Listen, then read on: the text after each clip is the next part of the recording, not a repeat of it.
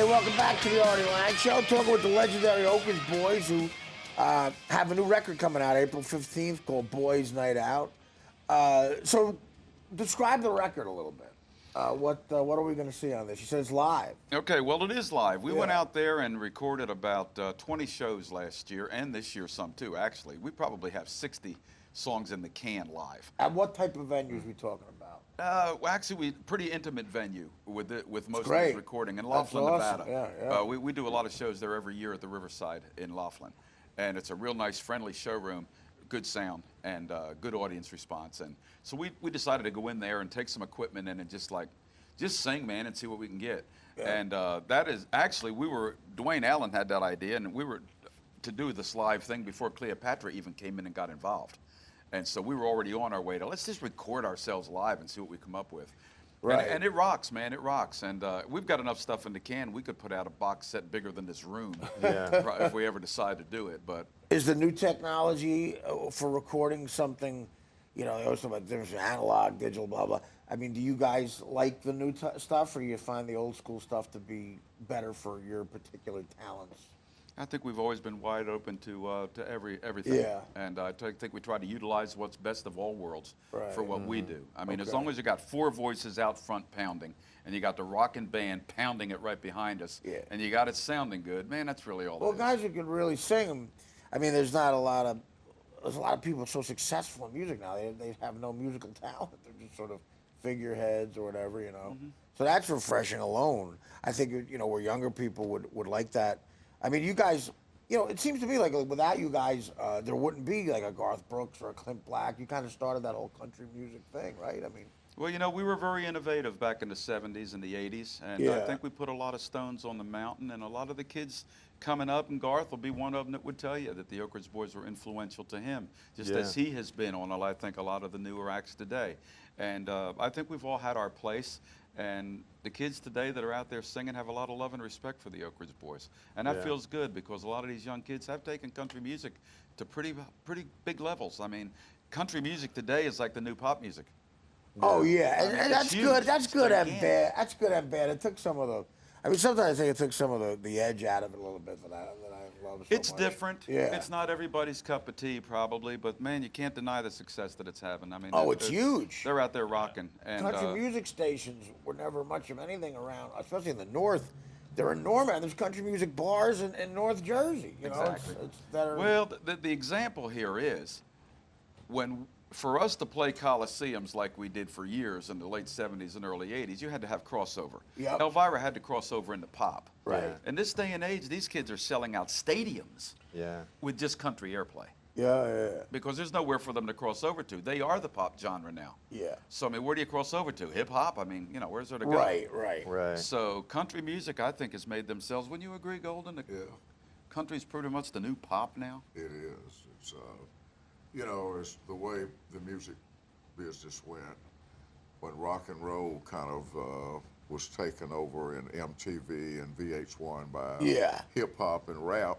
Right. It's a lot of young players that played rock and roll music, and pop music.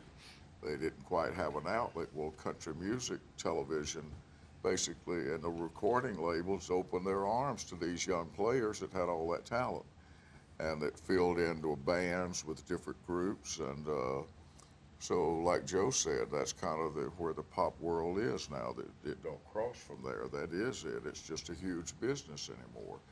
And it's opened up to a whole youth market. Yeah. And, you know, hip hop's big still in the MTV and the VH1 world, but country music is huge in country world too. And it's a lot of the kids that wanted to be rock stars, so to speak. Well, now they're huge country stars, and people that love great pop country music. It's a real flourishing business. Like Joe said, they're filling up stadiums and arenas and selling multi-millions of albums and CDs, and it's taken it to a whole new world. You know, it's a huge market not only in this country, but now it's spreading around the world too. Pop stars have always been, I think, fascinating. Like the Rolling Stones. A like have a bunch of songs they wrote that are definitely country type songs, Dead Flowers and all that stuff. And they're older than us. Yeah, right. One of the few acts that are, I think. But you know, the fact of the matter is, though, for these people that say don't like what's going on in country now, this is why God gave us an iPod. Right. Yeah. We can listen to what we want to listen to now. Yeah. If somebody really don't want to hear the Luke Bryans and the Florida Georgia Lines and some of these newer acts, man, download the Oak Ridge Boys, download Randy Travis, download Merle Haggard. Everything's out there now. It In is this day and amazing, age, yeah. it's all there. Yep. I mean, you can listen to anything you want to listen to. It's all there. Just download it and listen to what you want. You mentioned MTV, you know, when that was just getting going. But you guys, even before MTV, you guys went and did a video, right? Like, weren't you one of the first groups to do a country music video in the 70s? Well, I'll tell you what happened. We recorded a video before there was any video outlets. And what happened was our album, Y'all Come Back Saloon, came out in '77. And a song off of that album called Easy started hitting big in Australia.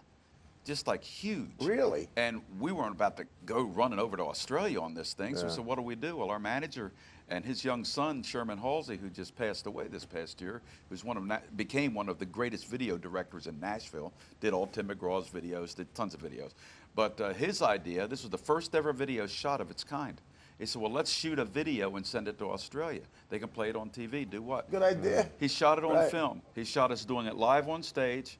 Then he did vignettes of the four of us acting out the song, mostly Dwayne and a beautiful young lady, I might add, acting That out always the helps parts. a video.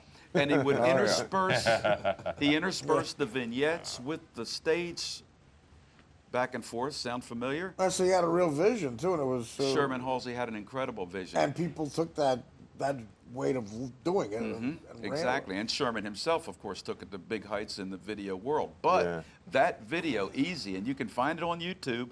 Look up Easy by the Oak Ridge Boys. That video is on YouTube right now. It was the first ever concept video shot 4 years before there was a video outlet. Interesting. We got to take a break, and we got one more segment. We'll talk a little bit more. A couple other things that I think you were on the forefront with, as far as I can remember, too, is like environmental stuff. I can remember you guys doing stuff about like littering back in the day. Remember you guys were Take pride in America. Yeah, absolutely. You were first on that too. We're gonna take a break and come back and wrap it up with the Oak Ridge Boys. Hey, welcome back to the Artie Lange Show. A few more minutes here with the Oak Ridge Boys again. Their new album out April 15th called Boys Night Out. And I wanted to ask you again something else, like we mentioned on the way out or the last break, that you guys were sort of forerunners with, was the environmental movement with Pride in America. I remember you guys coming out against just littering. You know, I mean, how did that start? You know, Dwayne, do you remember how it started? Well, the government got in touch with us and they said, you know, we would like to have a face talking about the need for us to take care of our surroundings. why did they our think of you environment. guys? Had you been outspoken about it, or like? Why I did don't know. I think they just kind of felt like that we might be a good voice for them. We were really hot right at that present time. Yeah. Well, good, So clean Americans. we put out feelers to the writers and had them submit songs to us.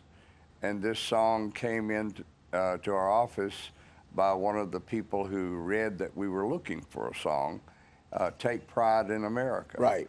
And we decided we would put it on a greatest hits album and give all the money to that campaign. That's a big deal for back And then. It's very definitely that sort of album visionary went, for back that then. album went platinum overnight. Wow. And we were able to not only record something for them, but we gave all the money to them.